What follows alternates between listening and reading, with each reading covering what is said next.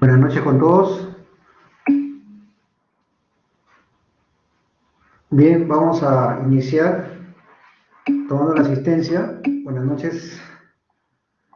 A ver, por favor, atención a la asistencia.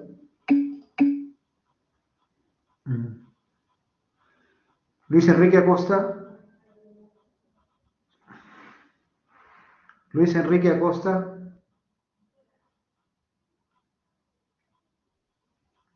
Jefferson Alfonso Torres. Jefferson Alfonso Torres.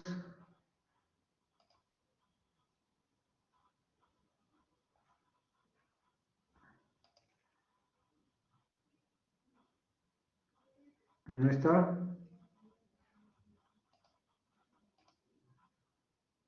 Piero Alba. Piero Alba Ponce.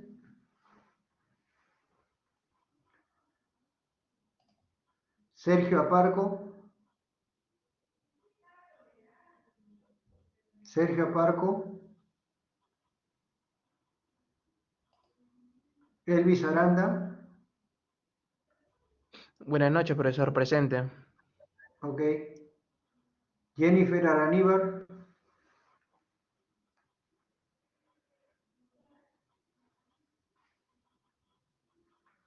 Jennifer Araníbar.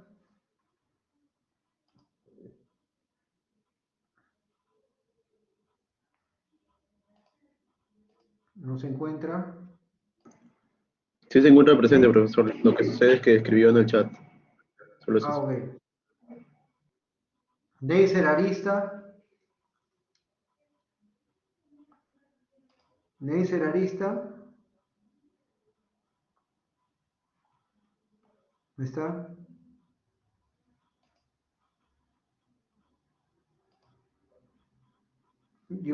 Justin Ayala. Presente, profesor.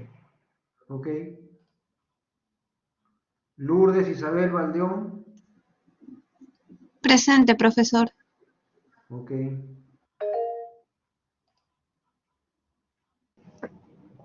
Luis Enrique Acosta. Ok, ya te vi. Acosta. Yasmín Angie Barja. Presente, ingeniero. Buenas noches. Buenas noches.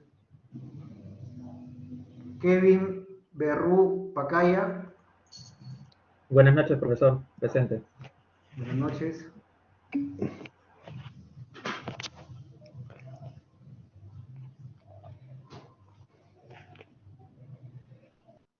Walter Bravo Jara.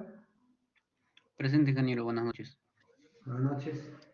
Glenny Yanina Calcín. Presente, ingeniero. Ok. Víctor Hugo Changañaki. Víctor Hugo Changañaki. No se encuentra. Michael José Delgado. Buenas noches, profesor. Presente. Ok. Renzo Alexander Dios. Nina Paita.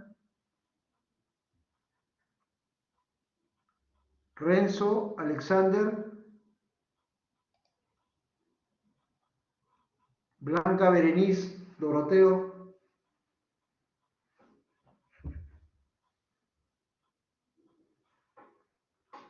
Blanca Berenice Doroteo. Kevin Eduardo Espinosa.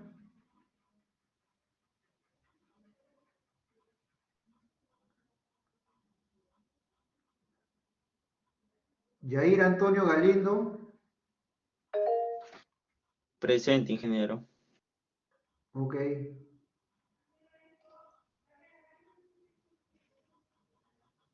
Alejandra García Altamirano.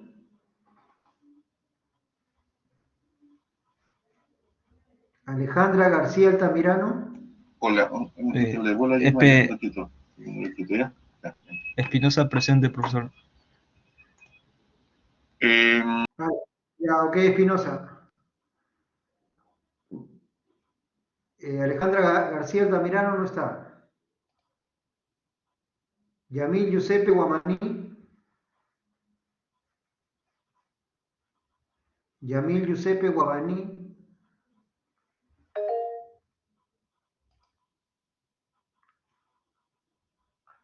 Ok, ya te vi. Ya te vi, Yamil. Jesús Alexander Julca Poma. Presente, ingeniero. Buenas noches. Buenas noches. Joseph Mondragón Vizcarra. Presente, ingeniero. Buenas noches. Buenas noches. Bruno Montoya Granda. Presente, profesor. Buenas noches. Buenas noches. George Moreno Valverde. Presente, ingeniero. Buenas noches. Buenas noches. Dalin Saulo Campo. Presente, ingeniero. Buenas noches. Buenas noches. César Arián Ormeño.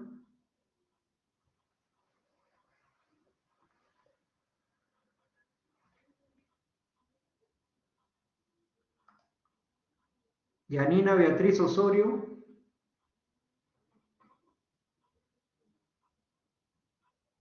Yanina Beatriz Osorio.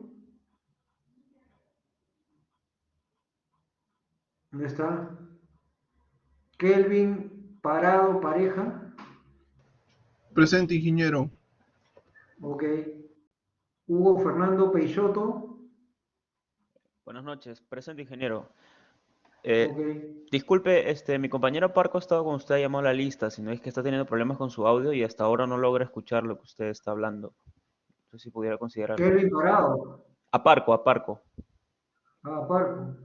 Sí, por favor. Ya. Gracias. Ok.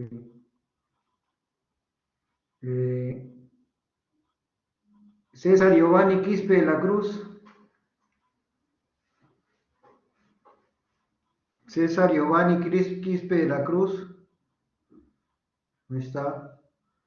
Gabriel Omar Ramírez Morote. Gabriel Omar Ramírez Morote. Leonardo Rafael Ríos Peña. Presente, ingeniero. Buenas noches. Buenas noches. Ángela Santiago Asto. Ángela Santiago Asto. Buenas noches, ingeniero. Presente. Ok. Renato Segovia Álvarez. Buenas noches, profesor. Presente.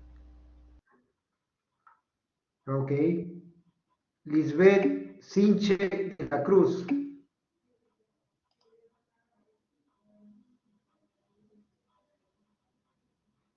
Ok, Lisbeth, ya te vi.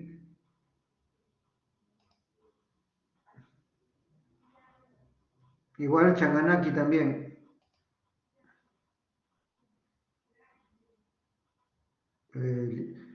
Juan Diego Tafur. Benicio Doroteo López, ya te vi. Piero Francis Alba. Doroteo.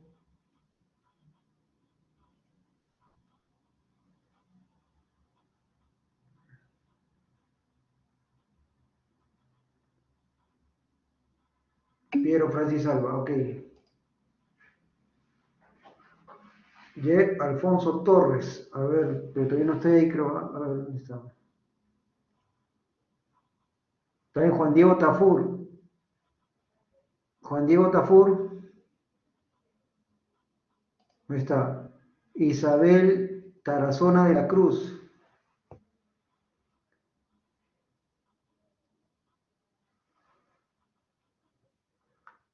¿Dónde está?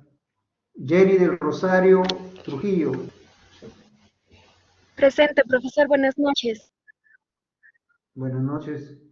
Luis Isabel, Alexander presente, Vargas. profesor. Sí, correcto. Ah, Isabel Tarazona, ok. Presente, profesor. Buenas noches.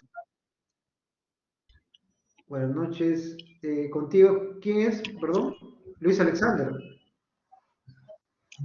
Vargas, profesor. Sí, presente. Vargas, ok. Ok, Vargas. Isamar Velázquez. Ingeniero presente, Trujillo. Presente, ingeniero. Ok. Buenas noches. Buenas noches. Ok, Samar.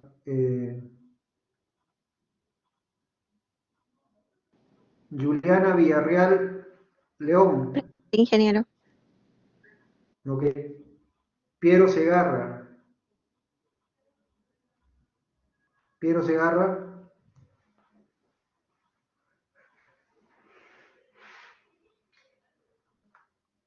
¿No está? Fernando José Celada. Presente, ingeniero, buenas noches. Buenas noches. Camila Senosaín.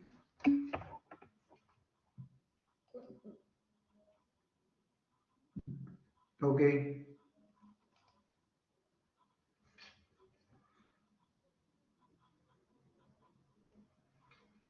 A ver, vamos a ver un momento acá.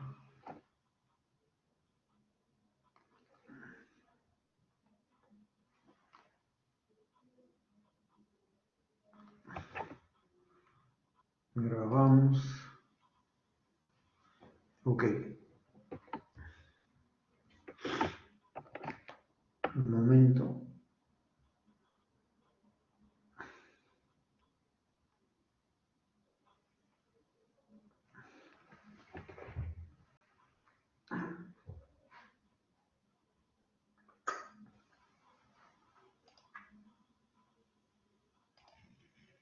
Un momento, estoy grabando.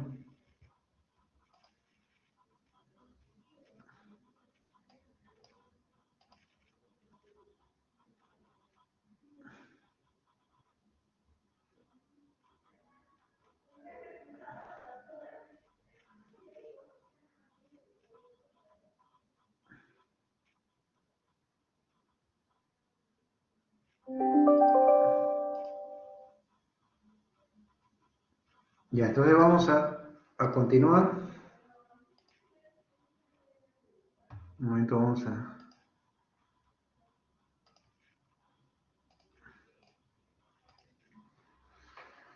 Bien.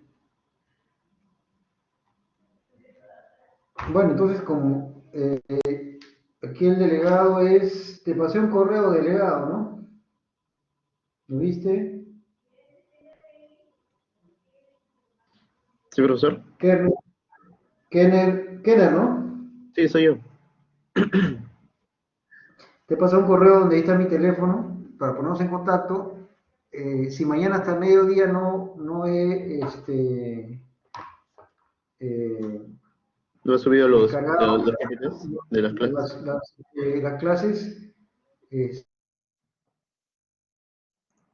tú les divulgas a tus compañeros. Ok, ¿Ya? ok. Voy a buscar ese correo porque no me ha llegado ninguno de ustedes. Así, y el otro delegado que también he escrito, sí me confirmó que tiene el correo, ¿no? El de las No lo tengo. 5-8. Si no me avisa, Lo buscaré mientras tanto. ya, ok. Bueno, continuamos. Entonces nosotros, la clase anterior, a ver, me hacen recordar, habíamos avanzado el CBR, hasta donde me recuerdo, habíamos visto los equipos, las prensas, además todos los dispositivos complementarios como el pistón, los moldes, 3 moldes que usa el CBR desmontables, disco espaciador, pistones metálicos, las sobrecargas, y en fin, los dispositivos complementarios, ozono, balanzas, accesorios, medidores de expansión. Y habíamos entrado al procedimiento del CBR, procedimiento que lo habíamos visto con detalle en un video, ¿no? Y el cual, digamos, los detalles de ese video están acá plasmados, que esto lo van a tener en el aula virtual.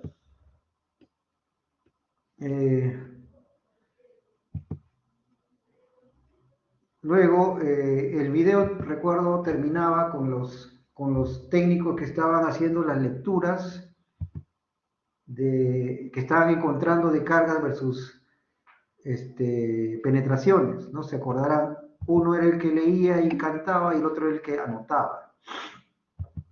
Entonces nos quedamos en ese estatus y luego pasamos a los cálculos y gráficos. Algo recuerdo que iniciamos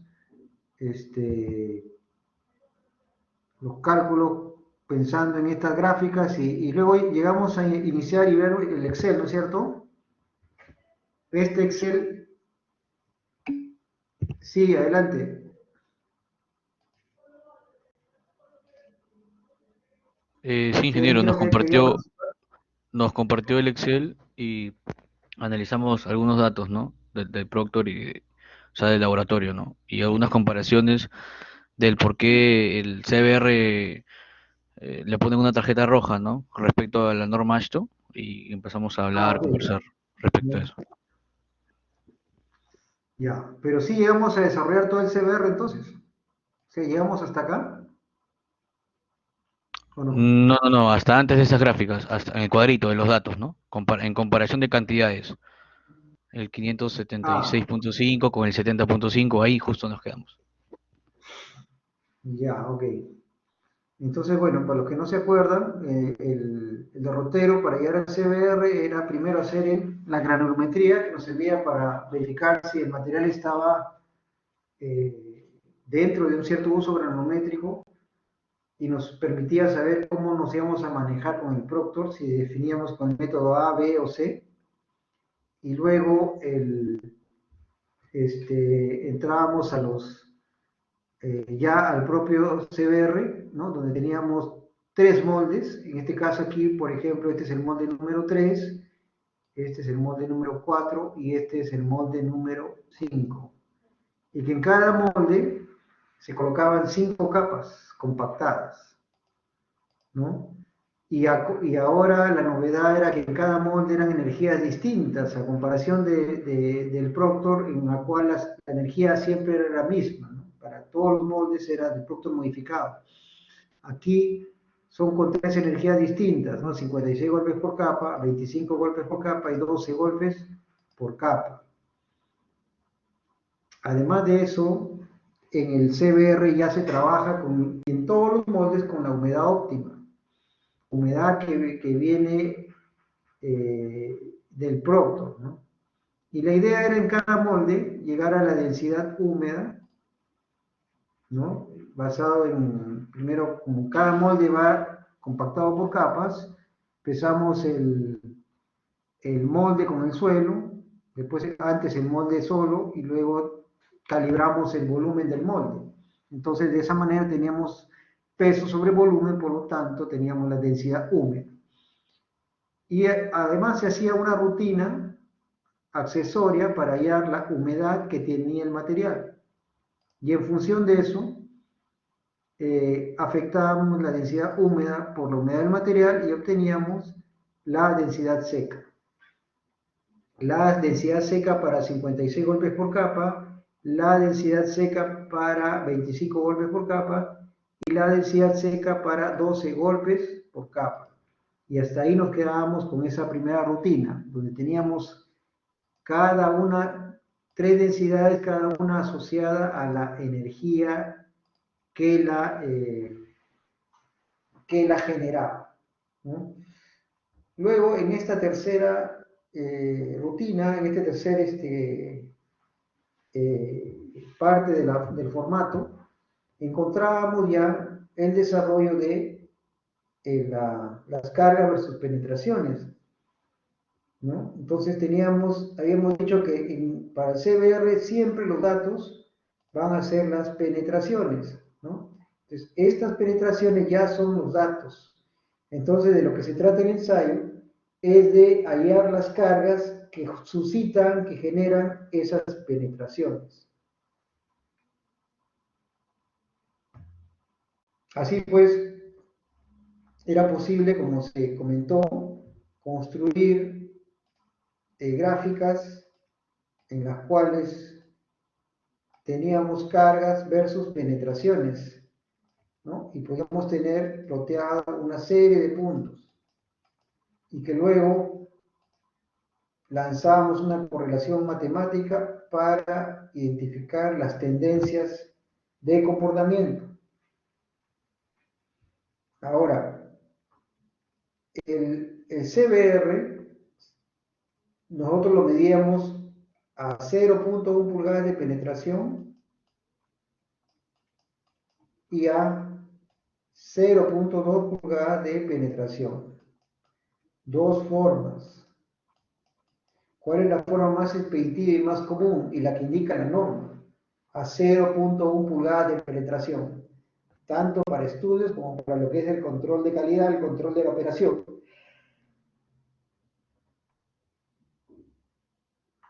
Entonces, y habíamos revisado esta planilla indicando lo siguiente: ¿dónde es que intervenía ese material de California?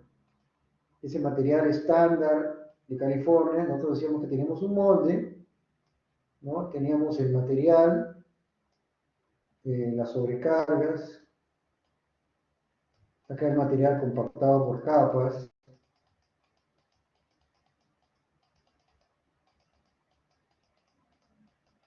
y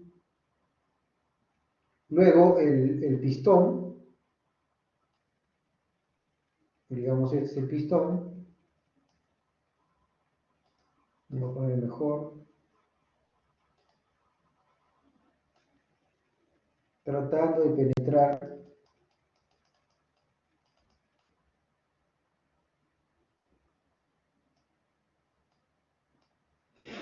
entonces de lo que se trataba era que en el material de California, ese material estándar, este valor 70.5, que corresponde a 2.54 milímetros, o lo que es lo mismo, 0.1 pulgadas de penetración. Entonces, 770.5 kilos por centímetro cuadrado. O sea, para una penetración de 0.1 pulgadas, ¿no? Que sería esta penetración, para esa penetración de 0.1 pulgadas, bastaron la aplicación de 70.5 kilos por centímetro cuadrado.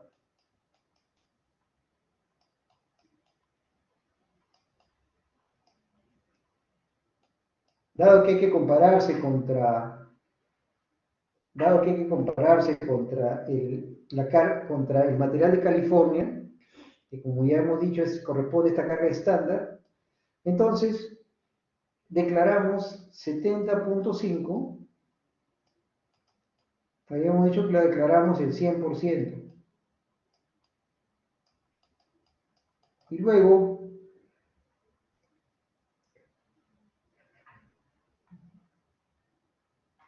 el material que hemos traído de Ayacucho, que ha registrado 653 kilos, 653 kilos, ¿qué CBR proporcionarán? Siendo que arriba es 70.5 kilos por centímetro cuadrado, ¿cómo salvamos esa inconsistencia? 653 lo dividimos entre el área del pistón, 19.32, que es estándar.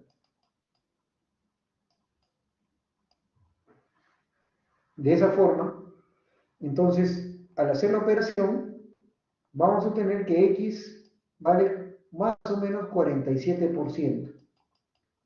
Sin embargo, el valor que acá se ha colocado no es 47, sino 42%. Entonces, hay algo más.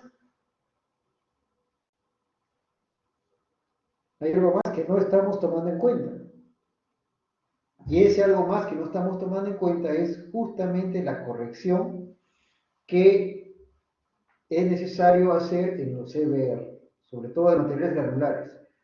Un CBR tiene dos correcciones: corrección estadística y corrección física.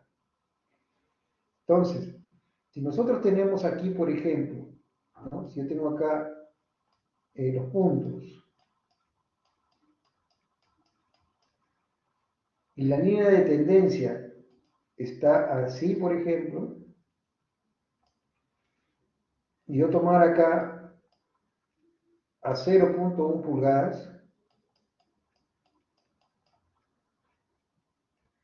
la línea de tendencia no es una línea que une los puntos, no es eso. La línea de tendencia es la que representa mejor a todos los puntos. Por lo tanto, si yo tomara como medidor a 0.1 pulgadas, aquí, ¿cuál debería tomar? ¿La línea verde o la línea negra?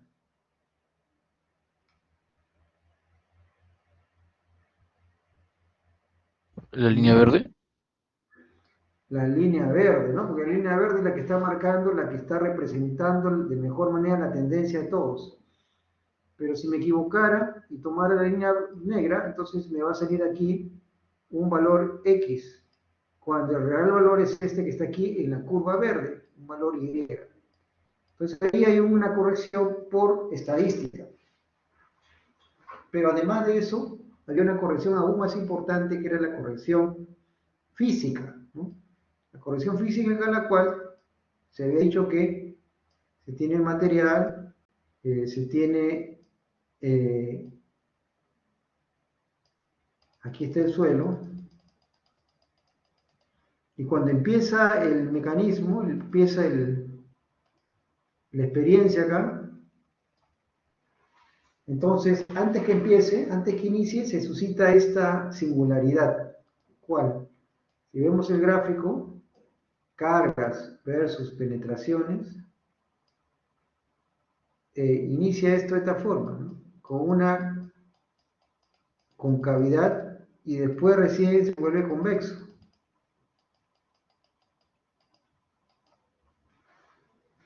Entonces lo que está marcando ahí es una situación de distorsión del ensayo, y eso debido a qué?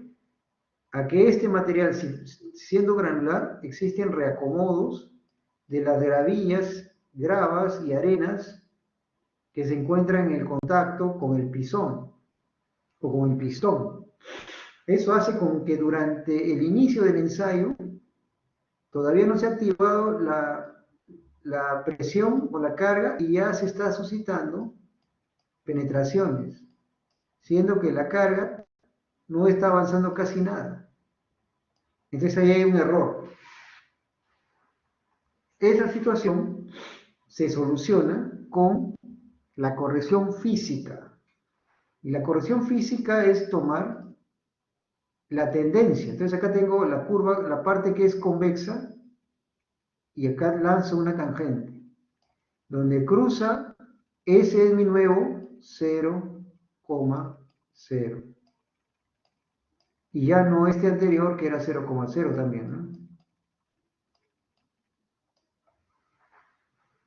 Ese desplazamiento, esa corrección, hace con que el valor que nosotros hemos calculado 47 no sea ese, sino que después de haber hecho esas correcciones, para este ejemplo en particular, ahora estos 653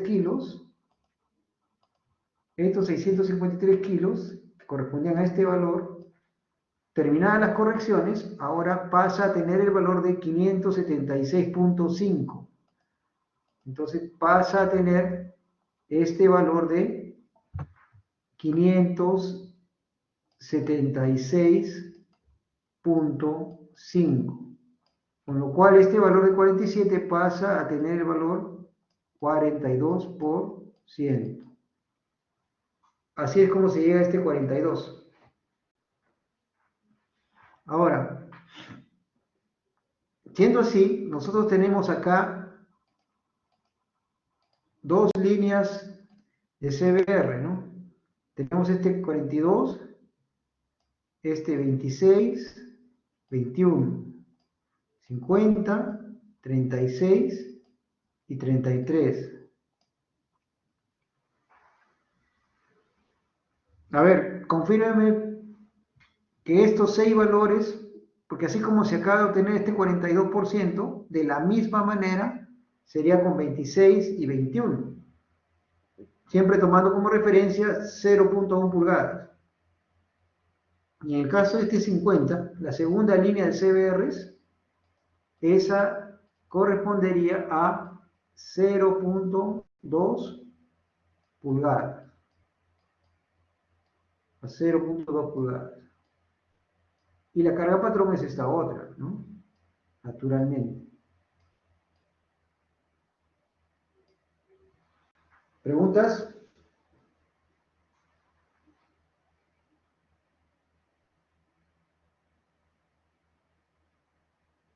Profesor, una consulta. Y en términos más o menos, para esa corrección, ya que son dos, tanto física como estadística, en líneas generales, ¿cuál afecta más a esa corrección, a ese cambio? De, por ejemplo, de 653 a 576.5, ¿cuál es el que le afecta más? ¿El cambio físico? ¿La corrección física o la corrección estadística? Sería un poco difícil decirlo, ¿no? Va a depender de cada caso, pero si podría decir, en frecuencia, la que más afecta es la física, ¿no? Bien. Es la física. Yo creo. Entonces, a ver, así como hemos hallado este 42%, de la misma manera entonces hallaríamos para 26 y para 21, ¿no? Haciendo esta regla de 3 simple y poniendo como valor de penetración 0.1 pulgadas, ¿no? Para el caso de 0.2 haríamos lo mismo, solo que ahora acá 0.2 pulgadas, ¿no es cierto? Y la misma cosa, el valor estándar 105.7 igual lo declaramos 100%, como fue en el otro caso. Y así sale todo. Los tres Ok. primeros de arriba sí salen, profe. ¿Ya? ¿Los 3 segundos no saben cómo hallarlo o sí? Estos que están acá abajo. Sí, un momento.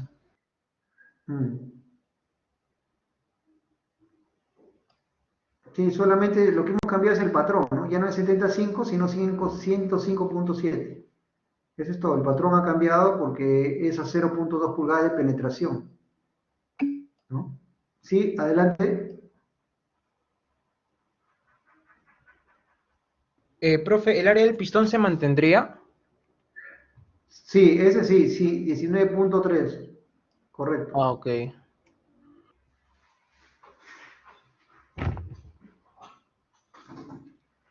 Ok, entonces, a ver, habiendo entendido entonces cómo salen estos 6 CBRs, pasaría a la siguiente Los de pestaña. abajo sí salen también, profe. Ya. Entonces pasaría a la tercera pestaña, que la tercera pestaña es esta misma información. Recuerden que la información que tenemos en esta planilla, tenemos acá las densidades secas para los 3 moldes, o sea, para las 3 energías tenemos estas densidades secas, ¿no? Esta densidad seca corresponde a 56 golpes por capa, esta a 25 golpes por capa y esta a 12 golpes por capa. Tenemos esta información arriba y abajo tenemos estos 6 CBRs, ¿no? Este primero, que es a 56 golpes por capa, este a 25 y este a 12. Entonces tenemos en ambas informaciones tenemos un puente común, que son las energías. Toda esa información ahora pasamos a graficarla, ¿no? Que es lo que está aquí abajo. ¿Qué se está graficando acá? Cargas versus penetraciones, ¿no? Y aquí, como ven, en esta primera línea están los CBRs a 0.1 pulgadas. Es decir, los resultados que han salido acá. A 0.1 pulgadas, que CBR obtuve. A 0.1 pulgadas, que CBR obtuve. Y a 0.1 pulgadas, que CBR obtuve. ¿Ok? Terminado eso, hago lo mismo, el mismo ejercicio, pero ahora para 0.2 pulgadas, que lo que he hecho es copiar las etiquetas de la planilla anterior a 0.2 pulgadas. Y tengo también los valores a 0.2 pulgadas, ¿no? Acá a 0.2 pulgadas, ¿qué valor me da SBR? A 0.2 pulgadas, ¿qué valor me da SBR? Y a 0.2 pulgadas, ¿qué valor me da SBR? Ahora no perdamos la perspectiva, nosotros no estamos queriendo hallar el CBR a cualquier energía, sino estamos queriendo hallar el CBR de qué capa, ¿se acuerdan?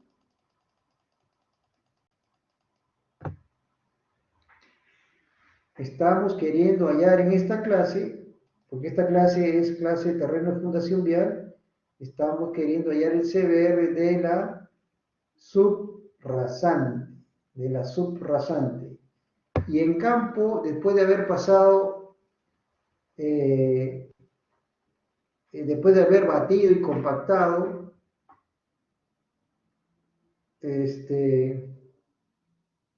¿a qué grado de compactación se entrega la subrasante?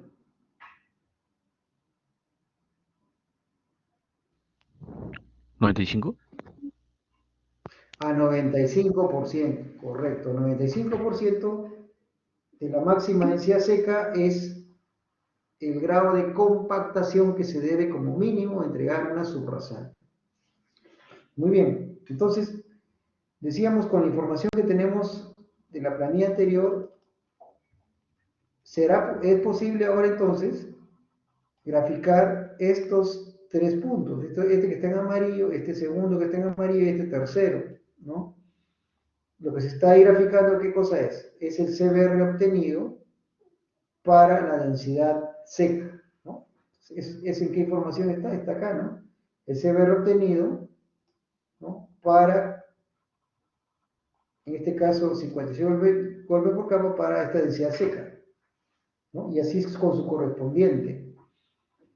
Eso hace que tengamos estos tres pares ordenados que les he puesto puntos amarillos, que así formados es posible unirlos y formar la curva de CBRs a 0.1 pulgadas de penetración. Y la curva que está, y la otra curva, ¿no? Serían los CBRs que están a 0.2 pulgadas de penetración. Entonces, de esa manera podemos construir esas dos gráficas de tendencia. Bien, el valor del Proctor modificado 1.93 que está aquí, que es el más alto, ese inmediatamente lo graficamos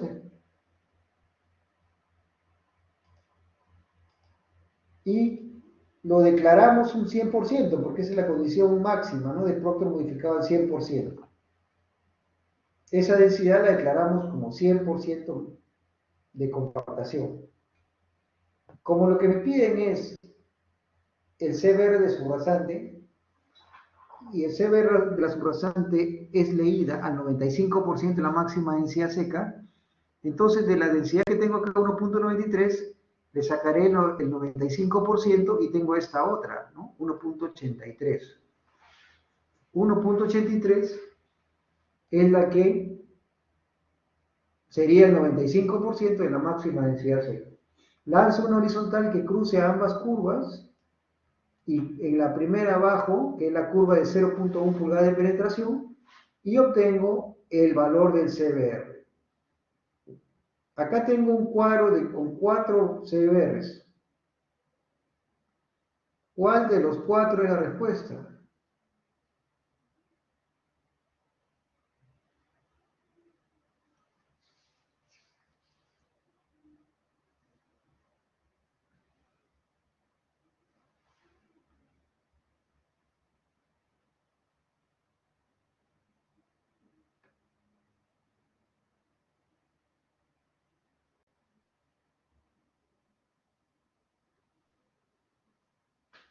A ver, ¿cuál de los 4 CBRs es la respuesta? El 26.1. Correcto, esa es la respuesta. La respuesta es esta, 26.1%. ¿Por qué? Porque 26.1% está a 0.1 pulgadas de penetración. Nuestra norma, les acabé de decir, que nos indica que los CBR para diseño y para control de calidad debemos de leerlo a 0.1 pulgadas de penetración. Y por último, la subrasante se entrega al 95% de la máxima densidad seca. Por lo tanto, el CBR debería ser leído al 95% de la máxima densidad seca. Entonces, y acá tenemos la línea 95% de la máxima densidad seca. Bueno, bajamos y encontramos el valor de 26.1. Entonces, 26.1% es la resistencia que aporta el terreno de fundación, o sea, la subrasante, para iniciar nuestro diseño de pavimento. ¿Alguna pregunta?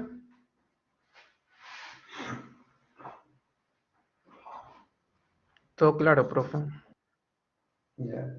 Tengamos en cuenta que la práctica calificada es la próxima semana, ¿no? En mi caso, yo suelo tomar un problema y todo lo demás es teoría. Y el problema está cantado, ¿cuál voy a tomar, no? Que es el CBR. Por eso le hago las consultas, porque ya paso la página y por mí ya está aprendido. ¿Alguien no entendió algo?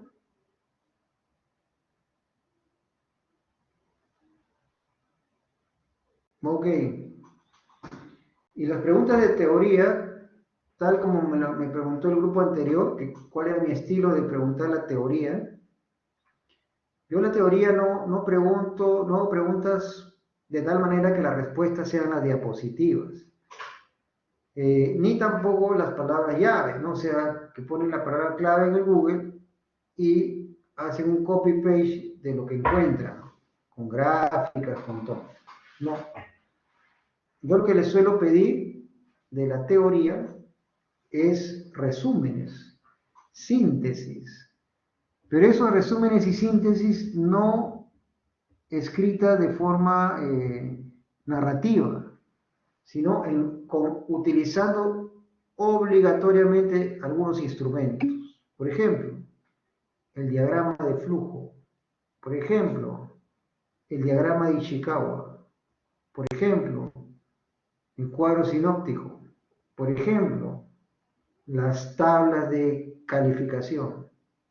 Por ejemplo, los mapas de procesos. Entonces, yo la teoría se les voy a pedir que le establezcan en alguna de estas herramientas.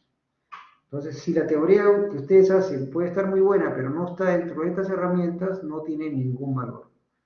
Y la herramienta tiene que estar profesionalmente establecida. Si se les pide diagrama de flujo, no es que arbitrariamente van a poner un rombo, un cuadrado, un rectángulo, un paralelogramo, un archivador, un círculo, sino que cada herramienta tiene su porqué, su aplicación. Entonces, parte de la respuesta teórica, más allá que el flujo esté bien hecho, debe ser condicente con el uso de las herramientas. Si le pido un diagrama de Ishikawa, causa-efecto, entonces tiene que estar bien clara cuáles son las causas y cuál es el efecto final que originó, ¿no? Con juicio experto, con una adecuada valoración de los causales. ¿Alguna pregunta hasta ahí? Sí, ingeniero. Sí, comprendí los temas, ¿no? El diagrama de flujo, cuadro sinóptico, entre otros. Pero, ¿cómo podría poner, por ejemplo, si todos los apuntes que he ejecutado tras la clase de lo que usted ha dicho, por ejemplo, ¿no? Supongamos que hay una pregunta del tema de comparación del CBR, ¿qué le falta? Entonces, pongo lo que le pone, ¿no? El ashto, lo de la carga dinámica, esas cosas, o sea, las palabras que usted nos ha dicho en clase, ¿no? Las frases importantes. O sea, antes de hacer el diagrama o hacer el cuadro sinóptico, puedo poner como un enunciado, ¿no? Como la síntesis que he hecho de lo que he aprendido y hacer el cuadro, o de frente tengo que hacer el diagrama de flujo. Tendría que ser el cuadro, porque lo único que yo calificaría sería lo que he preguntado, ¿no?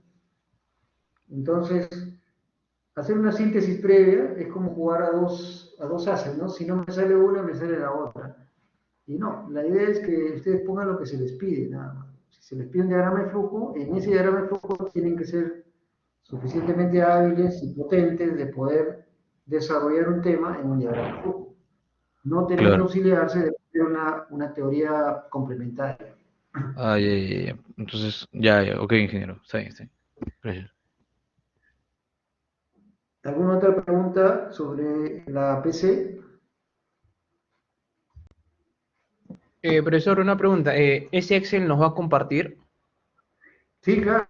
Yo se le voy a dar el Excel con todo, con las fórmulas, como está acá. Acá, como ven, hay una cuarta pestaña, que esta es la pestaña de corrección, ¿no? Esta, yo sí se la voy a dejar como tarea, pero la tarea es que la entiendan, ¿no? No que la hagan, porque ya está hecha, solamente que la entiendan. Esta corresponde a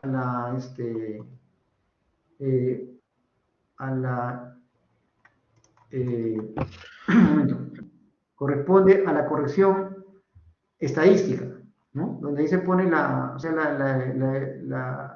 esta ecuación, por ejemplo, esta curva, tiene es posible aferirla a una cierta ecuación. En este caso aquí está aferida a una ecuación polinomial. Lo único que hay que cambiar son las constantes, de tal forma que tenga un mejor afine y mejore su calidad. Y en función de eso, se logra una corrección estadística, ¿no? Como les digo, yo les podría decir que armen ustedes su propia planilla, pero no. La planilla yo se la doy y lo único que les voy a pedir es que la corrección, ni siquiera que la hagan, sino solamente que la entiendan. Y ya, y listo. En la práctica, ustedes lo único que cada uno va a presentar es un PDF. Entonces, yo en los pasos previos como alumno podría de repente escribir algo en Word, de repente podría desarrollar en una planilla Excel algo, de repente podría hacer a mano algo y tomarle una foto, ¿no? En fin, lo que haga, luego todo lo paso a Word y finalmente ese Word lo paso a un PDF. Y lo único que el docente va a ver de mi trabajo es un único archivo donde está solamente mi nombre y apellido y en PDF y nada más. No es que cada alumno va a presentar varios archivos. Un único archivo en PDF donde está vaciado todo lo que ha hecho. ¿Se entiende? Claro, Sí, ingeniero. profesor. Entonces, la parte de cálculo, o sea, como lo tendremos que hacer tipo a mano o como Lo mejor, copy-paste.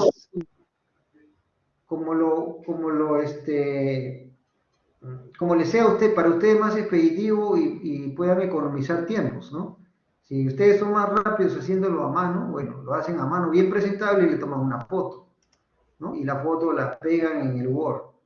Pero si ustedes son más rápidos y son más claros haciéndolo en Excel, bueno, hay algunos que narran las cosas mejor escribiéndola en Word, otros no, haciéndola con lapicero. Eso lo dejo en libertad. Lo que sí tiene que ser claro, la foto no puede ser oscura, que yo tenga que estar descifrando lo que dice. No voy a estar descifrando, si no lo entiendo, lo paso como que no lo entiendo, ¿no? Y cabe al alumno ver las formas como presenta de una manera que se entienda lo que está haciendo. Tanto que sea legible como que que tenga orden, ¿no? Que tenga una secuencia que se... O sea, profe, disculpe, o sea, normal podremos tomar captura de lo que hemos hecho del Excel y ponerla en el Word, ¿no? Y en el Word ya explicarlo, ¿no? Así es. Ok. No, en el Word explicarlo si es que se pide explicarlo, ¿no? Si, ok. por ejemplo, esta planilla, yo si veo que está toda resuelta con los números que corresponden, las curvas que corresponden, no necesitan explicarme la curva, ¿no? Tal vez lo único que pondría sería la respuesta, ¿no? El valor de la subrasante correspondiente al terreno de fundación vial es de tanto, ¿no? Y si aplica o no aplica, en fin, lo que se esté preguntando. Pero ya toda la parte operativa solamente voy a chequear que sean los valores, que sean las curvas, nada más, ¿no? Pero eso en general. Yo suelo Profesor, pedirles disculpe. diagramas yo suelo pedir bastante diagramas de flujo yo les recomendaría que estudien diagrama de flujo y diagrama de Ishikawa, porque muchos alumnos usan de forma arbitraria las herramientas de un diagrama de flujo. O sea, no tienen idea de cuándo usar un romo, por ejemplo. Lo usan porque lo quieren usar, nada más.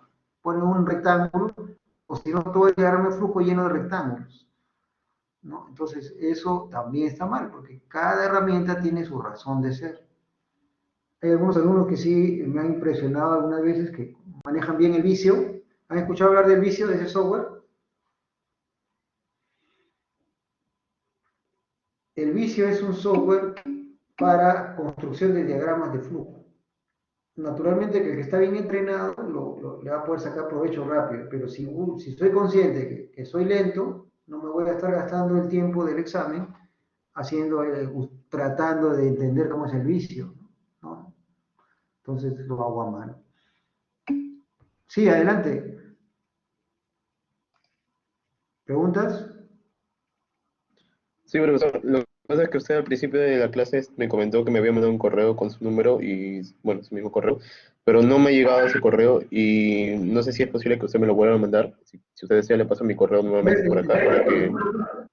En todo caso, aquí en el chat, vuélvelo a escribir, porque de repente me he equivocado y he puesto algo que no es. Voy para chequearlo en este momento. ¿Puedes escribir tu correo en el chat? Sí, ahí voy.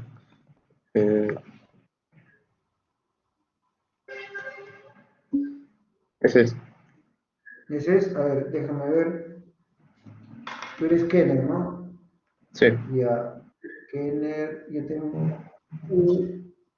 U2017, 2017, a ver, espérate, 2017,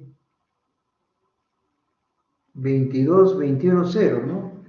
27, 22, me falta uno. 20, 17, 22, 21, 0. Ya, voy a tomarme 30 segundos para volverte a escribir, solo para asegurarme que lo tiene, ya, porque ese es el contacto con ustedes. El otro grupo sí Claro, va a porque- confirmarlo, ¿ya? Para que me pueda pasar los Ahorita te voy a PPT, poner- porque mis compañeros ya están preocupados para la PC, entonces que necesitan los PPT por de eso las te digo, anteriores clases. yo hasta mañana no logro por algún motivo pasarlo, colgarlo, yo ya sé que tú me escribes y yo ya te paso a ti. Entonces, a ver, vamos a ver.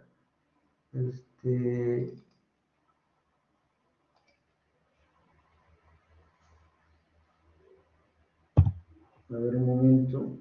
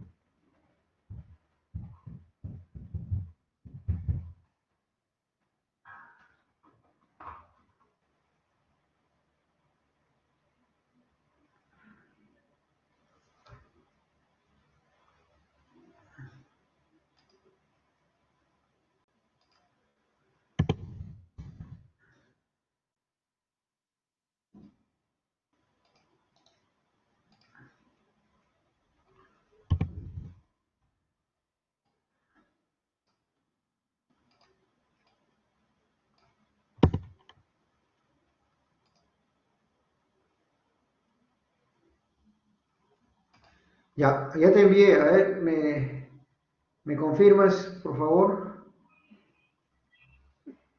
De mi bandeja ya salió. Aún no me llegó nada. Ah, no, ya, ahora sí me acaba de llegar. Ya lo tienes, ¿no? Sí.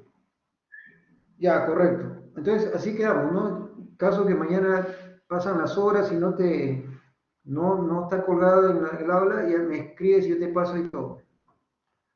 Ya, entonces tendré que esperar a ver si usted lo llega a subir al aula virtual o si no lo hace, en todo caso tendré que avisarle yo por WhatsApp, ¿verdad?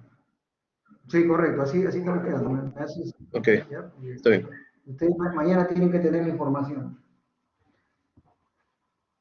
Ya, ok, sigamos entonces. Bueno, entonces, ¿alguna consulta más sobre la PC?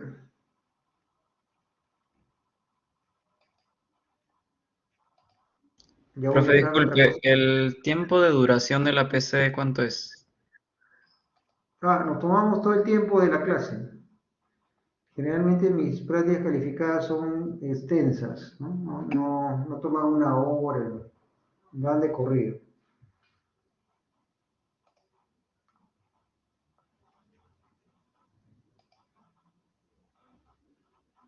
¿Otra pregunta?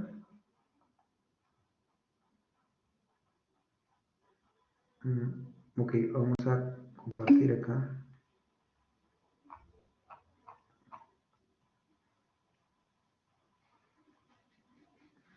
Luis Antonio Aranda dice que un repaso.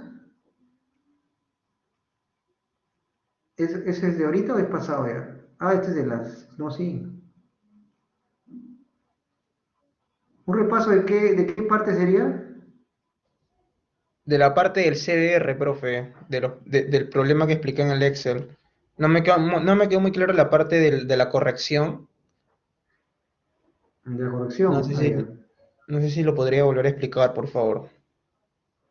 Ya, a ver, voy a compartir acá, ¿no?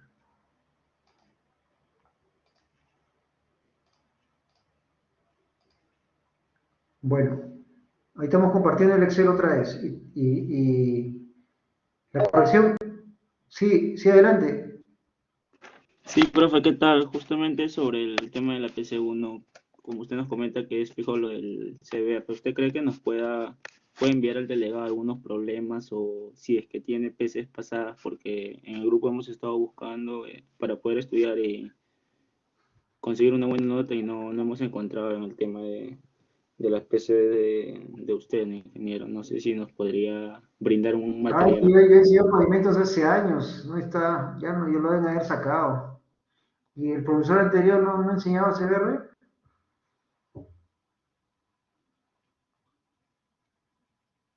Bueno, ahí buscaré por ahí otro más que tenga. Lo que pasa es que tengo que tener 3 diferentes para 3 grupos, ¿no? Villa, San Isidro y Monterrico. Buscaré uno más. Sí, ingeniero, muchas gracias. Igual, si es que nos podría brindar material para poder tener un mayor conocimiento, ¿no? Y poder llegar mejor a la práctica.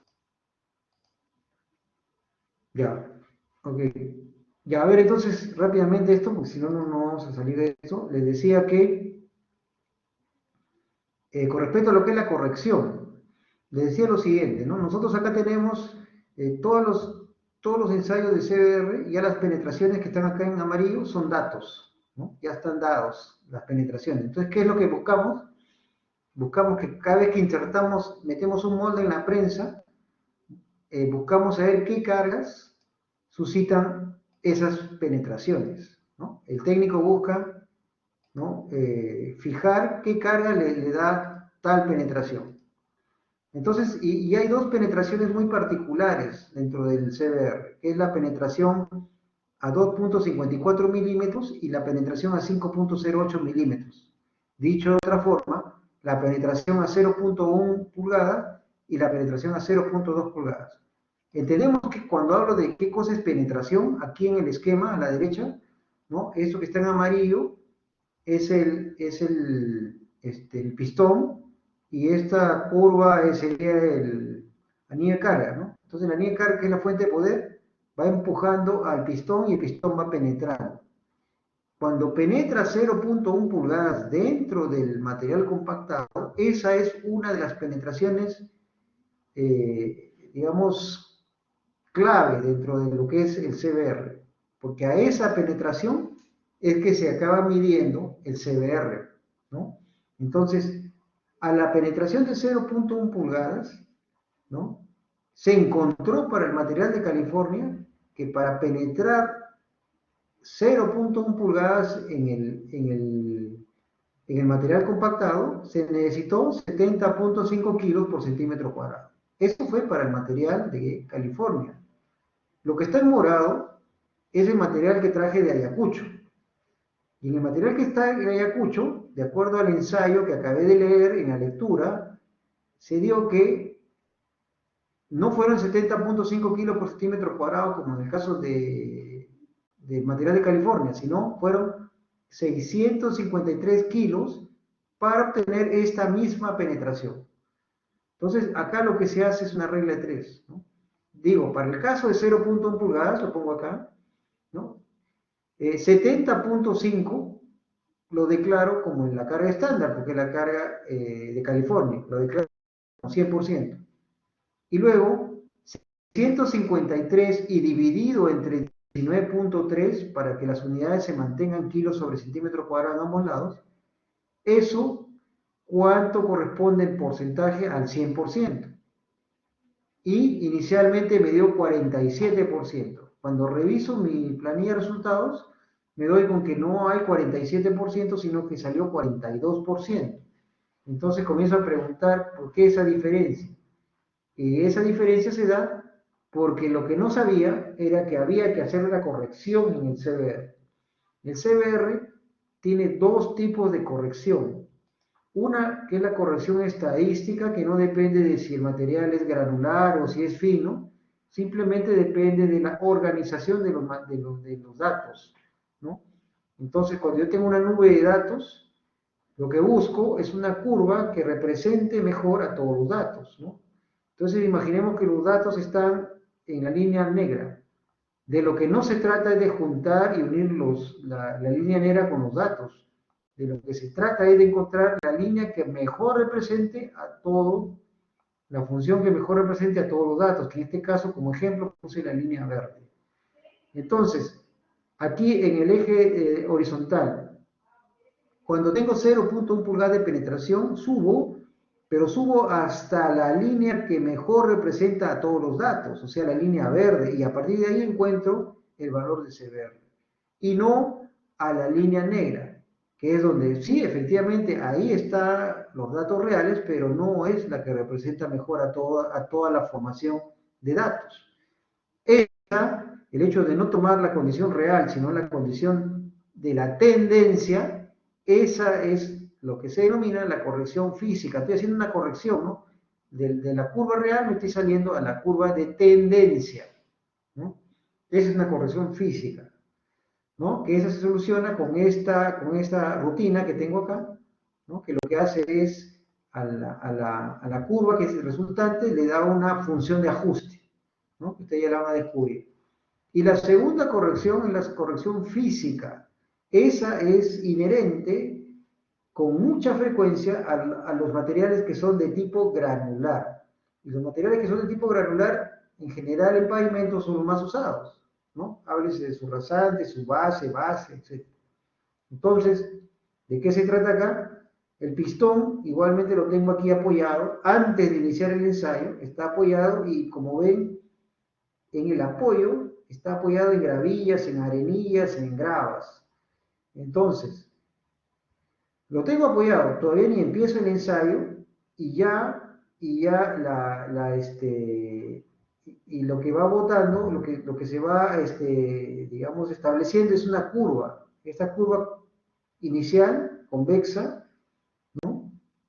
Que lo que está mostrando es que la penetración está avanzando rápido y la carga casi no avanzó, ¿no? Señal que el pistón, dado que el apoyo, las gravillas se están reacomodando, entonces el propio pistón experimenta movimientos, pero no porque le haya puesto una carga al pistón, sino porque las gravillas se reacomodan y al reacomodarse, entonces el pistón experimenta movimientos. Esos movimientos, esas penetraciones sin carga, son las que se están acá dibujando, que se están dibujando en este tiempo inicial de la carga, ¿no? Lo voy a pintar acá, en este tiempo inicial de la carga, ¿no?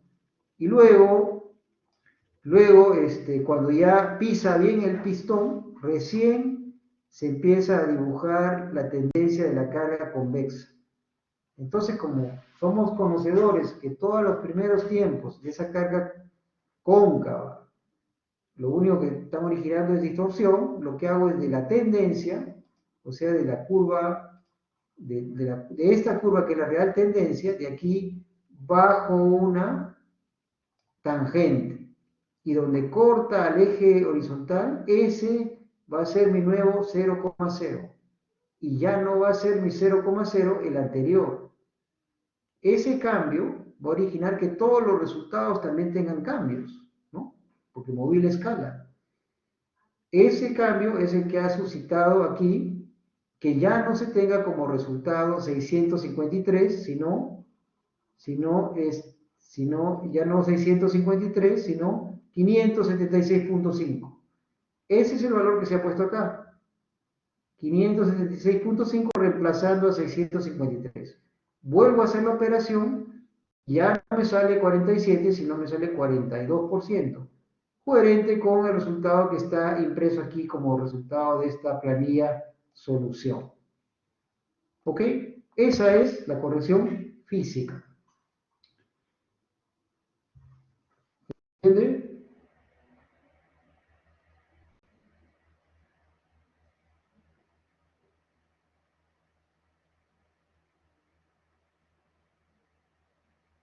Sí, profe, o sea, la corrección física, también lo puedo hacer ahí también, en el Excel, ¿no? También, claro, también. Sí. Y, profe, esa corrección física también tendría que hacerle para el 0.2 pulgadas también. Así es. Aquí como vemos en los gráficos, a ver, voy a borrar aquí esta. Yo les había dicho, a ver, un momento. Voy del Excel, ¿no? ¿Se logra ver que hay una corrección física o no?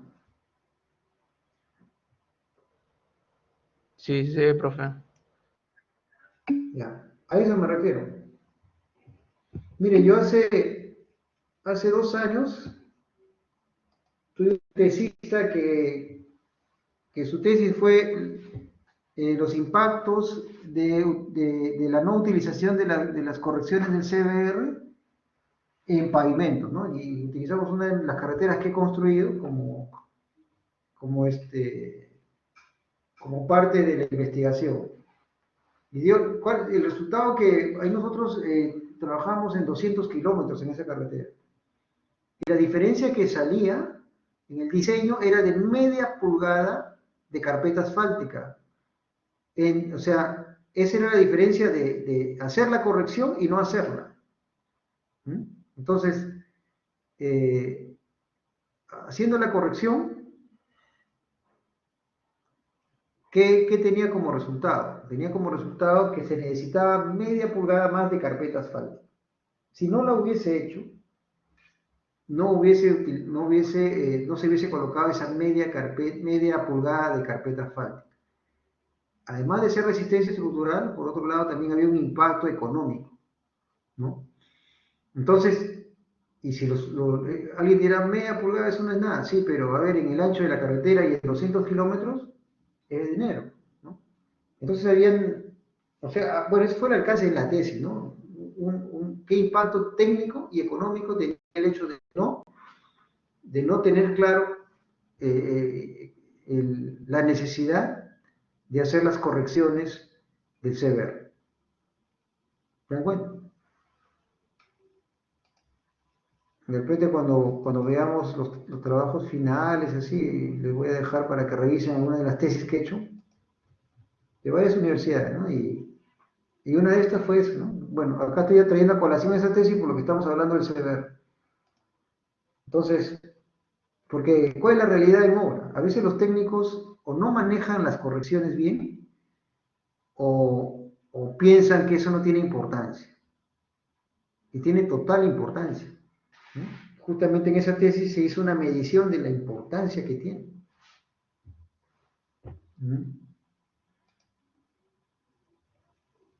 Y para ustedes también va a tener doble importancia, van a aprender algo y también va a tener importancia su nota. Bueno, ya creo que está ahora sí más claro, ¿no? Voy a preguntar otra cosa, porque se están atrasando con respecto al grupo anterior que se avanzó más, ¿eh?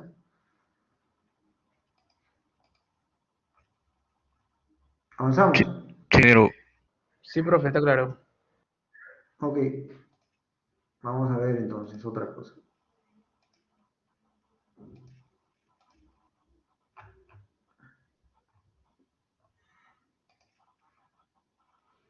A ver, acá.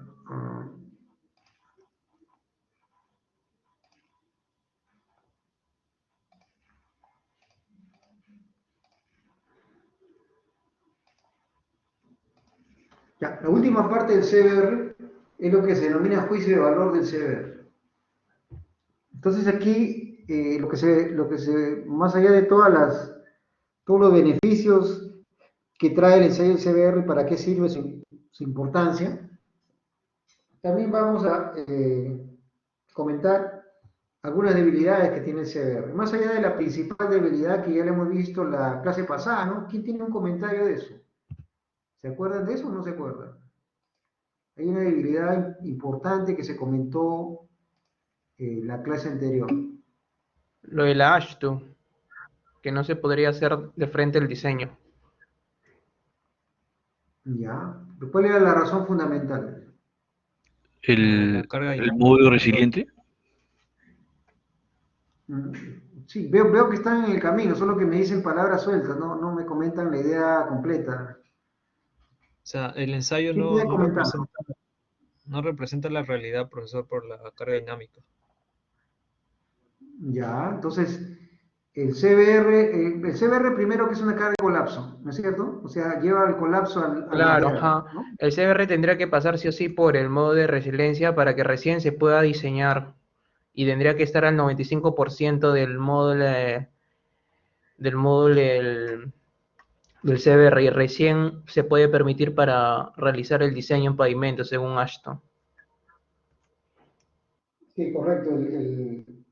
Como dice su compañero, el problema con el CBR, primero que es una carga de colapso, ¿no? Y no es lo ideal diseñar para una carga de colapso, sino para lo que se quiere en pavimentos, es saber cuál es digamos, la carga última que permite una deformación máxima que pueda, una vez que se retira la carga dinámica, recuperarse totalmente la deformación. Entonces, eso ahí está configurado lo que es el módulo resiliente, o sea, trabajar en resiliencia, ¿no? Aplico, me retiro y luego se recupera, ¿no? Eso hasta dónde puedo avanzar tal que se mantenga ese comportamiento. Y esa situación es una carga dinámica, pues corresponde a un tipo de carga dinámica, ¿no? Una carga excitadora. Y el caso del CBR no lo tiene, ¿no? Es una carga monotónica, es una carga de penetración constante y que finalmente lleva una penetración y lleva al colapso al cuerpo de prueba. Y esa no es la manera como trabaja el pavimento al recibir a cada momento las cargas o los ejes equivalentes de los camiones. Entonces, por ese motivo, es que lo que Ashton ha establecido encontró una correlación entre ambos, ¿no? O sea, un puente que permita ir de un lado a otro, a pesar que en esa ecuación las dos son mediciones de diferente naturaleza, ¿no? Una es de colapso y la otra es de resiliencia. Ok, entonces ahí hay una debilidad, y es la más grande debilidad que tiene el CBR, que el tipo de energía, ¿no? El tipo de energía. Muy bien. Bueno, aparte de esa, también acá hay algunas que voy a comentar, críticas complementarias al ensayo del CBR. Entonces vamos a comentarlas rápidamente. Juicio de valor del CBR. El ensayo del CBR ha sido criticado por diferentes motivos, entre los cuales podemos destacar, ¿no? Uno, la eliminación del material mayor a 3 pulgadas que altera las propiedades del suelo. Tengamos en cuenta que en los moldes desmontables que hemos mostrado, la teoría indica que solamente se ingresan materiales pasantes a 3/4 de pulgada, ¿no? Ahora, ¿qué podríamos tener en campo? En campo podría yo tener batiendo, por ejemplo, una surrasante que tiene partículas de 3 pulgadas, de 2 pulgadas, de 1 pulgada, de 7/8, y todas ellas no ingresan al molde. Entonces la pregunta es, ¿esas partículas, esas componentes, proporcionan resistencia a la capa? ¿Sí o no?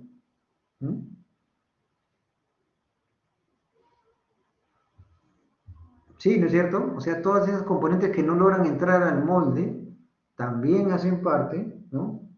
También proporcionan resistencia.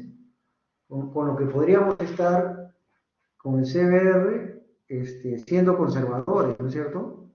Porque estaríamos tomando parte de la resistencia, digamos, estaríamos despreciándola, ¿no? Eso es por un lado. ¿Qué más? Después dice, la deformación a velocidad constante no corresponde a las condiciones de trabajo debajo del pavimento, ¿no? La objeción es cierta, pero a pesar de ella parece demostrado que la deformación a velocidad constante logra ser una medida de la resistencia al esfuerzo cortante. Aquí está asociado a la manera como trabaja la carga en el ensayo del CBR de laboratorio. Porque recordemos que el técnico tiene una manivela y va a velocidad constante, va dándole vuelta a la manivela, ¿no? 1.27 milímetros por minuto. Eso significa que a velocidad constante también el pistón va penetrando, ¿no? en el espécimen. Lo cual no es, digamos, no es una simulación acertada con respecto a lo que pasa en campo, ¿no? En campo, las cargas dinámicas no vienen a velocidad constante, ¿no? Llega una, podría solicitar irse y luego venir otra inmediatamente o venir otra después de un tiempo, ¿no? Y no podría ser la misma carga, cargas distintas. Entonces, hay mucho más variabilidad en las cargas dinámicas que no son representadas con esa manivela a velocidad constante. Sin embargo, esa misma, hay una astringencia ahí, dice, a pesar de eso, los resultados no salen, digamos, tan lejanos de las, o sea, salen dentro de lo que, digamos, resultan o surgen los resultados que sí permiten diseñar y permiten diseñar con seguridad, con tranquilidad y que sí ha dado resultados, mejor dicho, ¿no? A pesar que ahí no hay una buena simulación en esta número 2, sin embargo los resultados hacen con que se pueda validar. ¿Por qué? Porque las previsiones están dentro de lo que sí realmente se observa, ¿no? Entonces es coherente. 3. El ensayo tiene una gran dispersión, aunque el ensayo parece sencillo, sucede que hay que realizarlo con una técnica precisa y muy cuidada. Si se hace así, la dispersión obtenida es aceptable. Aquí también, esto mucho tiene que ver con el operador, ¿no? Normalmente, si ustedes tienen la oportunidad de entrevistar a técnicos para que ingresen a proyectos, técnicos de mecánica de suelo, una manera de una vez saber si es verdad o no es verdad, es preguntarle si sabe hacer un CBR sólido. No solo preguntarle, naturalmente pasemos al laboratorio y veamos cómo hace tu CBR. Y ahí uno podrá darse cuenta qué tanto el señor maneja la mecánica de suelos. Porque si no sabe usar la manivela, ahí nomás en ese detalle ya sale cualquier cosa.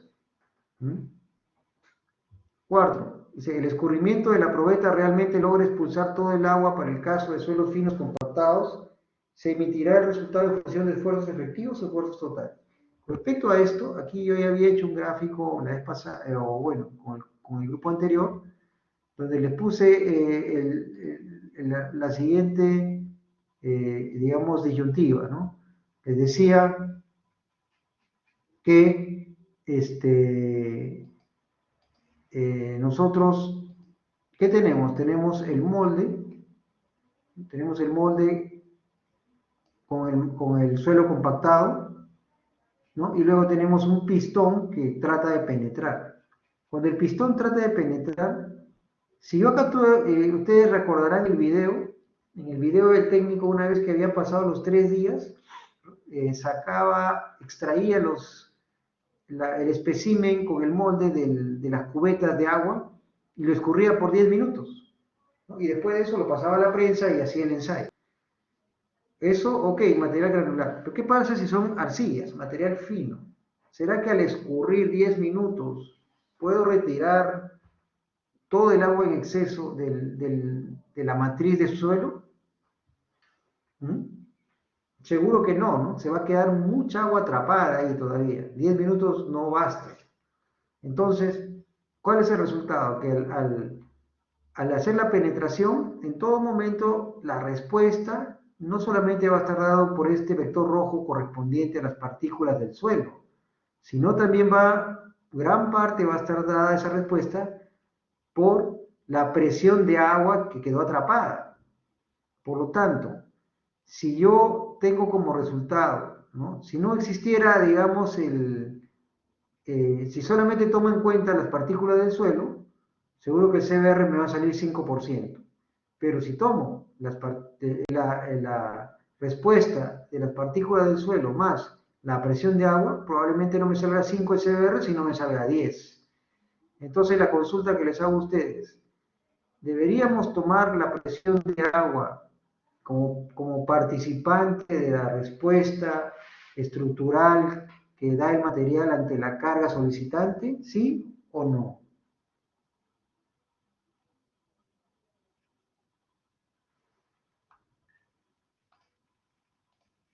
A ver, voy a hacer una pregunta directa. A ver,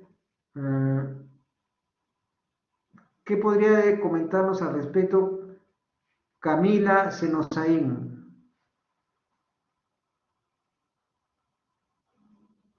Den su idea, no tienen que acertar. Lo que sí es terrible que no contesten. Porque ahí me están diciendo, ¿sabes qué? He puesto mi asistencia, pero me he ido de la clase. Ese es el mensaje que me están dando cuando no contestan. En consecuencia, yo tomo nota. A ver, Camila, te escuchamos.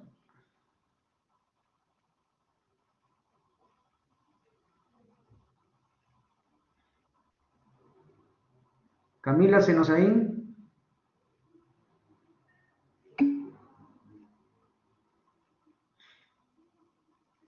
Ya, te vuelvo a hacer la pregunta. Estaba diciendo que aquí estoy, como ves, como estás mirando en la figura, ¿no? Dentro del molde, que está en negro, está el suelo compactado, pero hay gran cantidad de agua atrapada, porque es una arcilla. Entonces luego así, en esa forma, lo someto a la prensa, que es la carga P. El pistón va a tratar de penetrar. En todo momento el suelo se va a defender. ¿Cómo? Con las partículas del suelo, que está ese vector en rojo, pero también con la presión de agua que se ha quedado atrapada. Yo te digo, si considero el aporte de las partículas del suelo y de la presión de agua, probablemente me salga un CBR de 10%. Pero si considero solamente la participación de las partículas del suelo y no considero la presión del agua, el CBR de repente me sale 5%. La consulta que te hago es la siguiente, Camila. ¿Debería yo considerar la presión neutra, la presión de agua, como aporte estructural de ese suelo? Al final esa va a ser la subrasante. ¿La debería considerar como aporte estructural, sí o no?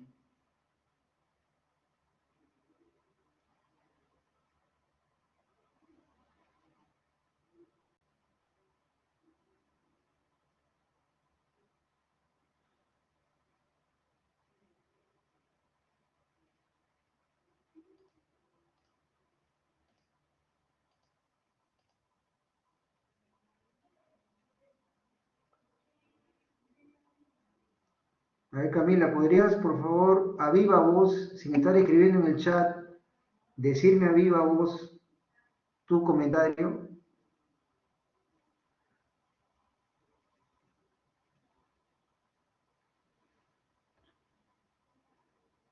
Como les digo, no interesa si se equivoca, ¿no? Yo no, al contrario.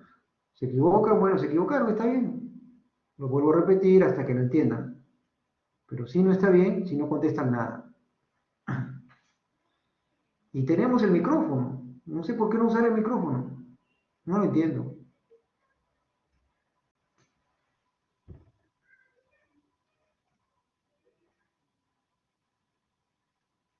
O está mal tu micrófono y bueno, si está mal, ok, te entiendo y no hay problema, pero lo anoto con cargo a que subsanes esa situación. Pero explícanos, ¿no? ¿Qué está pasando? Ten en cuenta que no logro verte, no puedo entender. Ya, ok, tu micrófono está mal, correcto. Entonces, como lo hago en todos los cursos que dicto, tomo nota, no hay ningún inconveniente esta vez, pero queda el encargo que por favor subsanes para la próxima ese problema. ¿Ya? Entonces la próxima clase, que seguro no va a ser la siguiente porque es práctica calificada, pero la subsiguiente te voy a volver a llamar y ahí sí ya no va a ser válido que me vuelvas a decir que tu micrófono continúa malogrado. ¿Podemos quedar en ese acuerdo? Ok, a ver, entonces con otra persona, no hay problema, ok, listo, lo puedo entender hoy día. A ver, Juan Diego Tafur,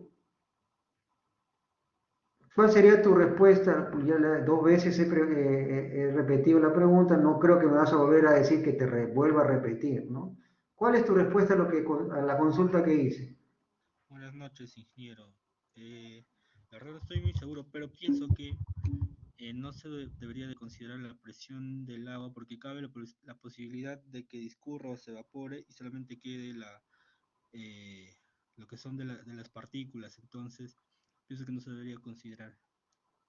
Aunque en ese momento Muy bien. sí ejerce, pero pienso que no se debería de considerar lo que es la presión del agua. Es correcto.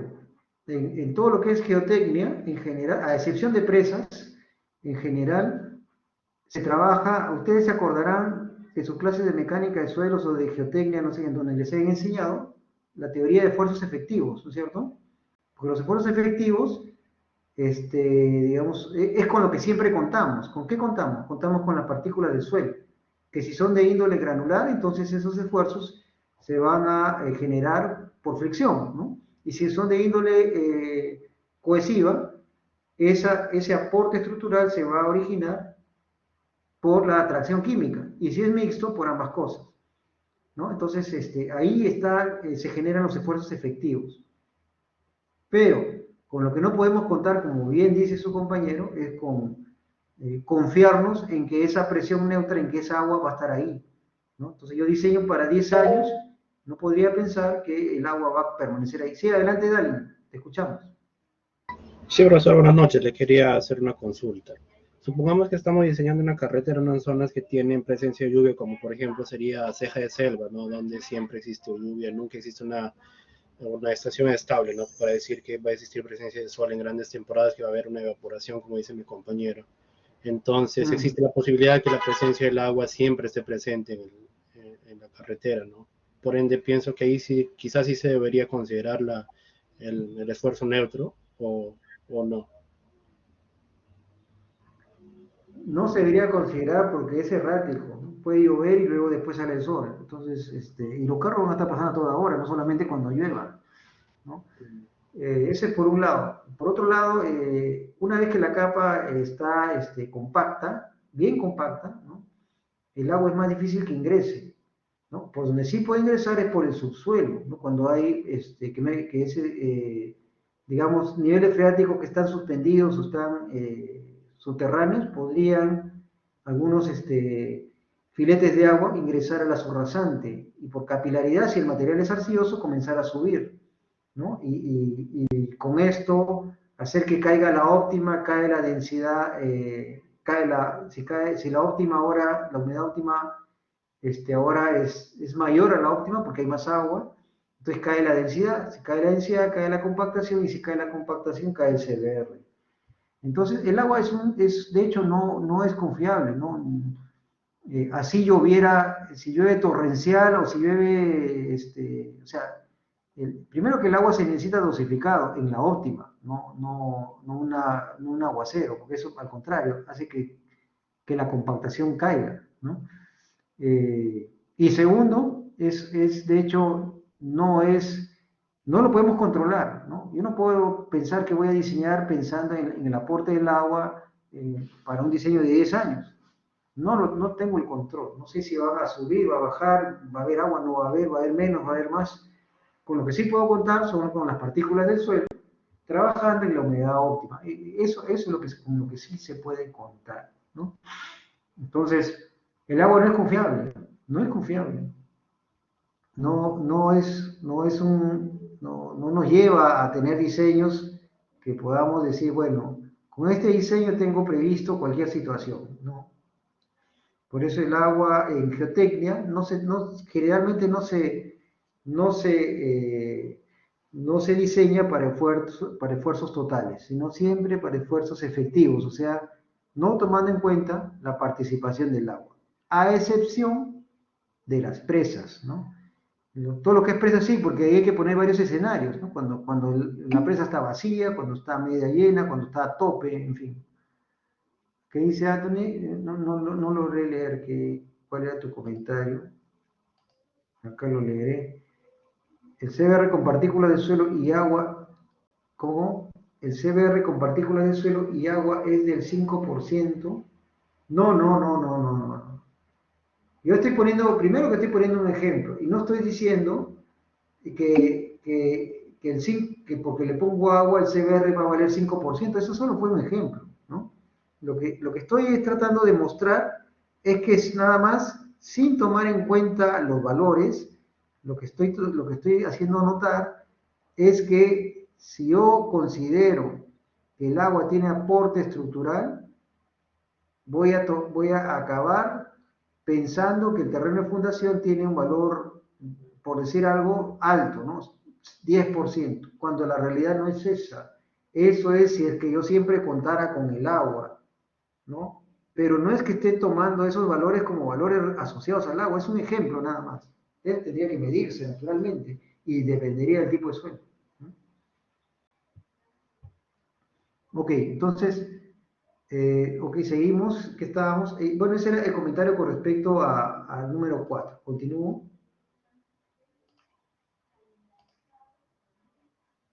A ver un momento.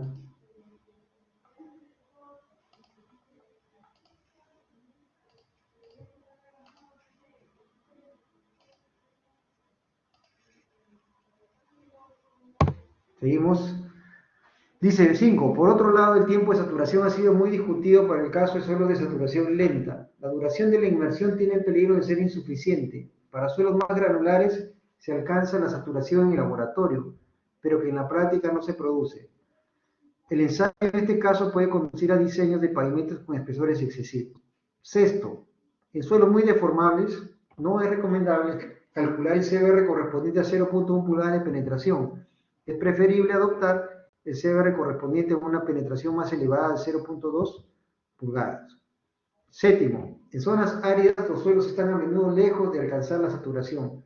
Muchos laboratorios han intentado encontrar una especificación que permita evitar la contradicción aparente de determinar el índice del CBR en condiciones de saturación.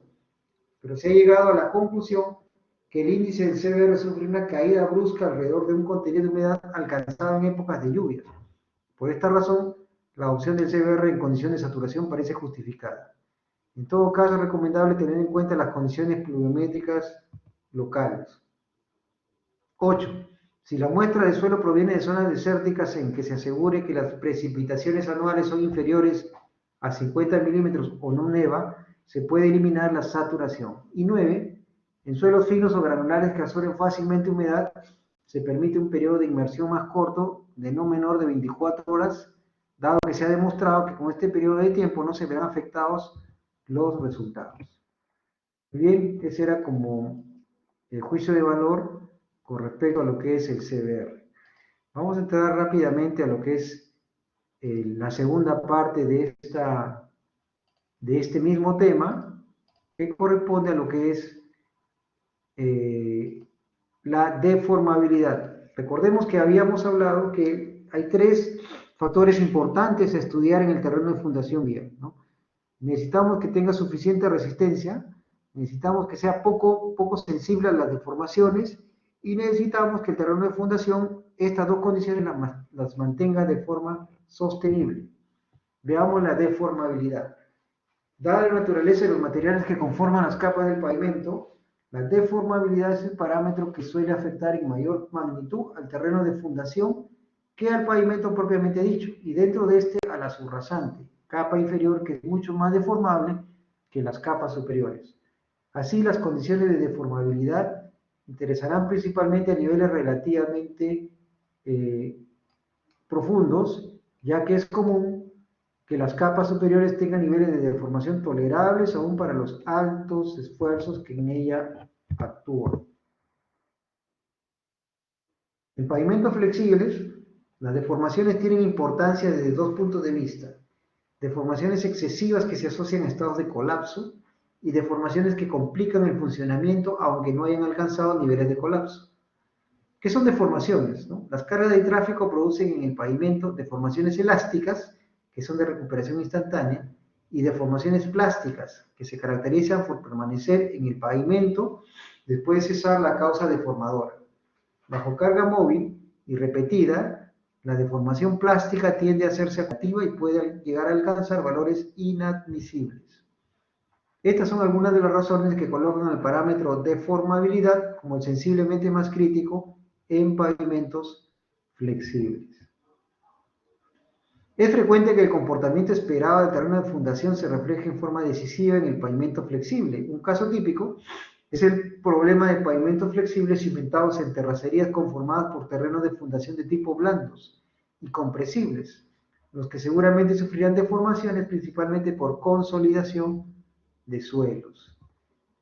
Acá hay algunos ejemplos, ¿no? de trabajos que hemos hecho en las cuales se hacía la excavación hasta el nivel de subrasante, de acuerdo al diseño geométrico, y luego encontrábamos estos materiales que de acuerdo al expediente decía que había que escarificarlos, conformarlos, batirlos y compactarlos, lo cual de hecho no aplicaba, ¿no? Y había que demostrar que estos materiales efectivamente son inadecuados. Acá hay otros ejemplos más de Cajamarca, de la selva de Cajamarca y de la frontera entre Cusco y Arequipa, ¿no?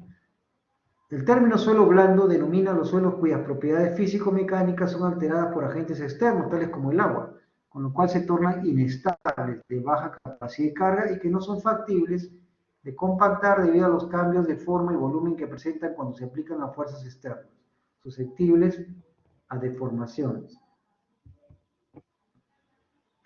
Condiciones mal drenadas, pampas de puna. Las pampas de puna, ¿qué son? Son acumulaciones de agua formando bofedales sin posibilidad de drenaje, topografía plana. Las condiciones de drenaje y su drenaje de la vía son uno de los puntos más importantes para definir tanto la vida útil de un pavimento como su necesidad de conservación. El proyecto de estos elementos debe considerarse como formando parte del diseño del pavimento, pues forma con él un todo integral e inseparable. Estos sectores, que como ven son bien altos, son abras, son pases altitudinales, la topografía suele ser subhorizontal y el clima es extremo. Entonces las tormentas eléctricas, las nevadas, etcétera, hace con que haya gran acumulación de agua. Y eso, a su vez, con los suelos finos, forma estos bofedales, ¿no? Que son de hecho contraindicados dentro de lo que son los materiales para uso de pavimentos. Condiciones mal drenadas en pampas de puna. Sin embargo, existen situaciones en las que los materiales de fundación están conformados por mezclas cohesivas de permeabilidades muy bajas y en estado saturado, sin posibilidad de drenaje, sin soporte, totalmente inadecuados. Aquí las obras de subdrenaje no serán capaces de lograr que el agua abandone el estrato impermeable saturado, tornándose el proceso de consolidación un proceso lento y demorado en el tiempo, coherente con la naturaleza cohesiva e impermeable del estrato, por lo que tendrá que implementarse una solución en paralelo que acompañe a las obras de subdrenaje. Por lo tanto, es razonable pensar que una adecuada resistencia de los suelos al esfuerzo cortante es un requisito inherente en un terreno de fundación vial, aún para los casos en los que los niveles de esfuerzos que a ellos lleguen a través de todo el espesor protector que constituye el pavimento queden en general por debajo de la capacidad de carga del colapso para cualquier material de fundación en el que pudiera pensarse. La deformabilidad es un requisito básico para la aceptación o rechazo de un material de fundación, condicionando su buen comportamiento como soporte en un pavimento. Será fundamental desarrollar todos los conceptos que contribuyan a verificar que el material de fundación sea poco deformable. Por otro lado, también tenemos no solamente los pavimentos o los terrenos de fundación son deformables y el que son finos. También existen situaciones donde existen terrenos de fundación viales deformables, estando compuestos de gran cantidad de fragmentos grandes y medianos. ¿no? Que pueden constituirse deformables estructuralmente debido a las dificultades constructivas que presentan para darles el necesario acomodo y compactarlos adecuadamente. Es decir, materiales de pura grava, con muy poco fino, muy poca arena que envuelva, que confine, también se torna en un material, en una capa deformable. Es así como se constituyen lo que en geotecnia se llaman los falsos rellenos. Y la durabilidad, ¿no? La durabilidad, como vemos aquí, también estas son obras que hemos hecho en el Callejón de Conchucos, donde se nos pedía que hagamos el corte con la excavadora, y habiendo llegado al nivel de su rasante, escarifiquemos, batamos, compactemos, pero el carbón, de hecho, es un material totalmente inadecuado, ¿no? Apenas se le echa agua y se bate, se convierte en un jabón.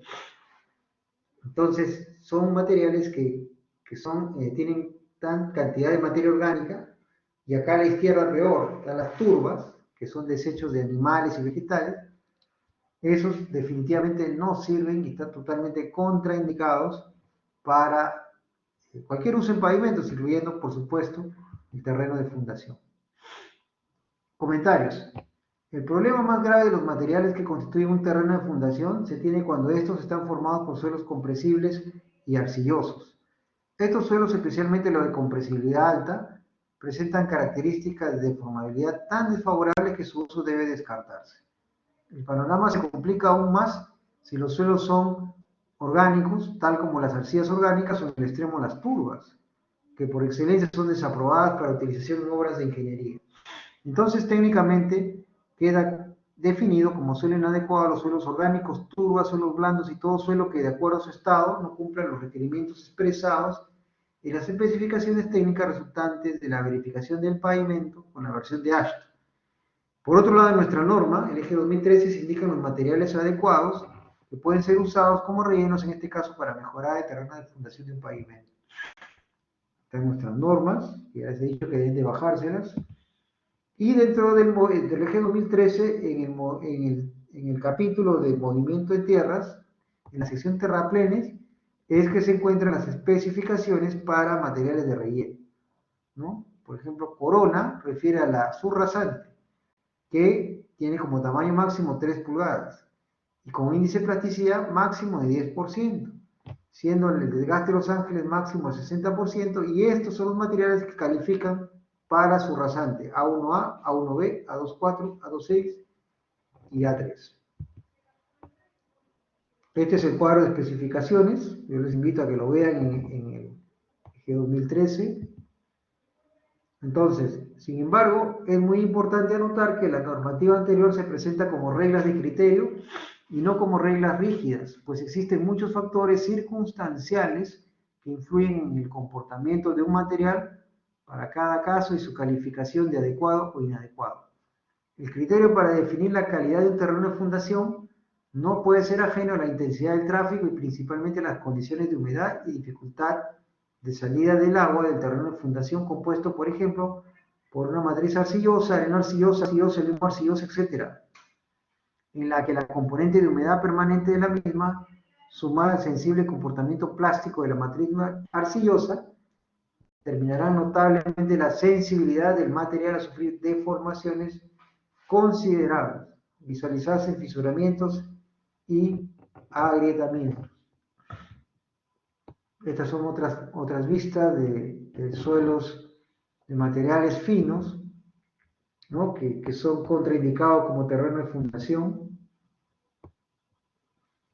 Aquí están algunos soportes que se necesitan para evaluar el terreno de fundación, como es la teoría, las especificaciones técnicas, códigos internacionales, ensayos in situ y en laboratorio, y la observación propiamente dicha, ¿no? Las fallas localizadas, el progreso y el entorno geotécnico hidráulico y los ensayos complementarios de deflectometría. Bien, nos vamos a quedar en este punto, porque no quiero explicarlo tan rápido, pero la práctica calificada quedaría hasta los soportes, ¿no? Ya la evaluación de material adecuado o inadecuado ya queda para la siguiente clase. ¿Alguna pregunta?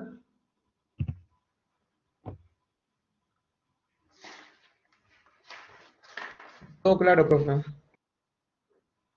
Ya.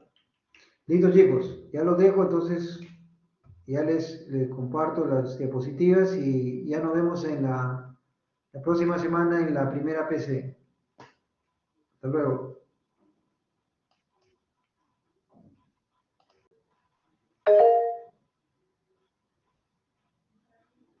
Sí, adelante. ¿Alguien quiere preguntar? Ya, listo. Muchas gracias, adiós, hasta luego.